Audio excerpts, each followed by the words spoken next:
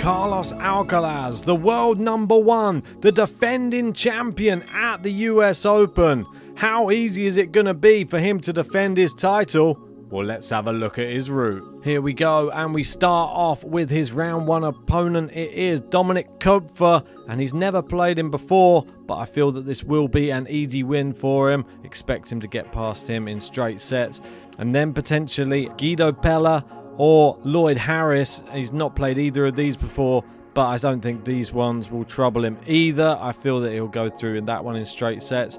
Then we come to a potential third round matchup. He's played Evans and Van der Zandschulp twice each and beaten both of them in straight sets, so he's never dropped a set in 4 matches there, so I expect him to get through them and cruise past into round 4. This is where some people may say it might start to get a bit tricky. I mean, I'll save Norrie for last. We've got Kokkinakis. We know that sometimes he can turn up, but he's lost the only match they played against each other. That was at Indian Wells. That was a comfortable straight sets win for Alcaraz. Griekspoor, he's losing head-to-head as well. It is 2-love, and both matches were straight sets. We got Cam Norrie.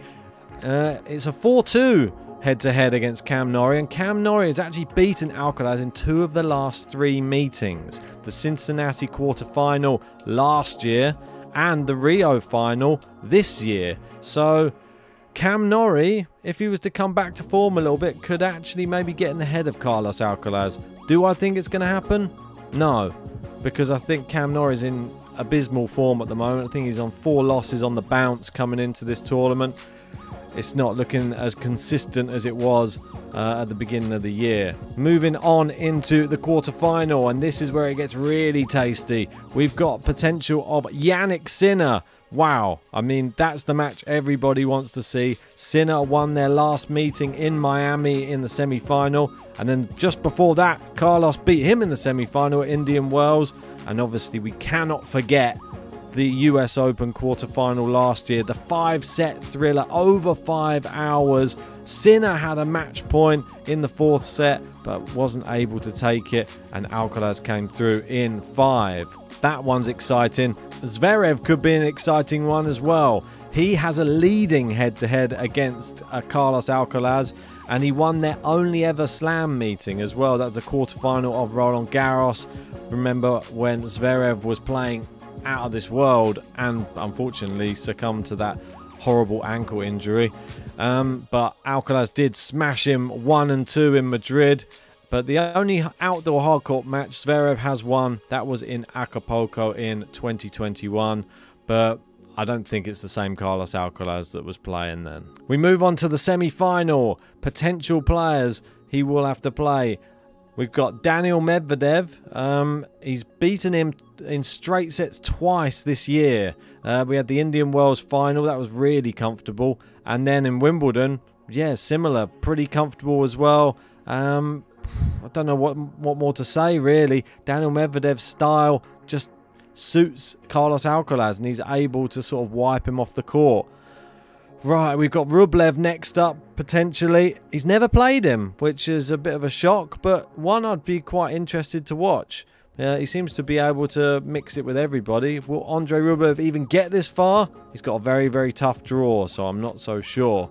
Hurkacz, he has a 3-0 head-to-head lead against Hurkacz. All close matches, though, on outdoor hardcourt. And they've been to 3 sets twice this year, and there have been 5 tie breaks in all of their 8 sets that they have played in their 3 matches. So always very close with Hubie Hurkacz on a hardcourt. So don't be surprised if we see Hurkacz there in that semi-final. That's what I'm saying. Then we get to the potential final matchups, and I'm going to start from back to front here. Stefanos Tsitsipas. I mean, if he makes it here, he would have had to have got past Novak Djokovic. Not sure that's going to happen. He has a 5-0 losing record to Carlos Alcaraz. And this was when Alcaraz famously burst onto the scene in 2021, defeating Tsitsipas in 5 sets at the US Open. Yeah, I mean, since then, it's been even more comfortable each time they play.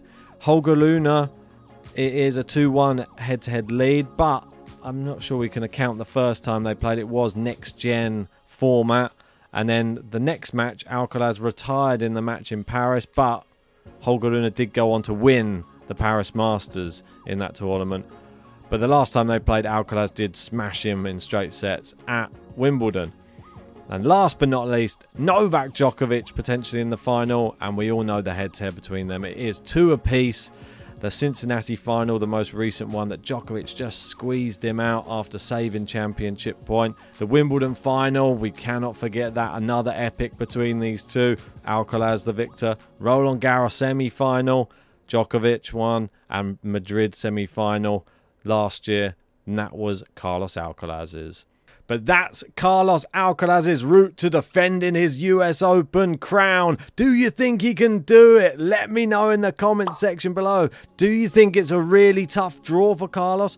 Or do you just think he thrives in the face of adversity like he did at Wimbledon? Everybody said, this is a tough draw. He came through and he eventually won. And he actually beat Novak Djokovic on grass in 5 sets. So anything is possible with this guy. I want to hear your thoughts though. Put them in the comment section, hit a like, subscribe if you're new, and join us for US Open action all this week.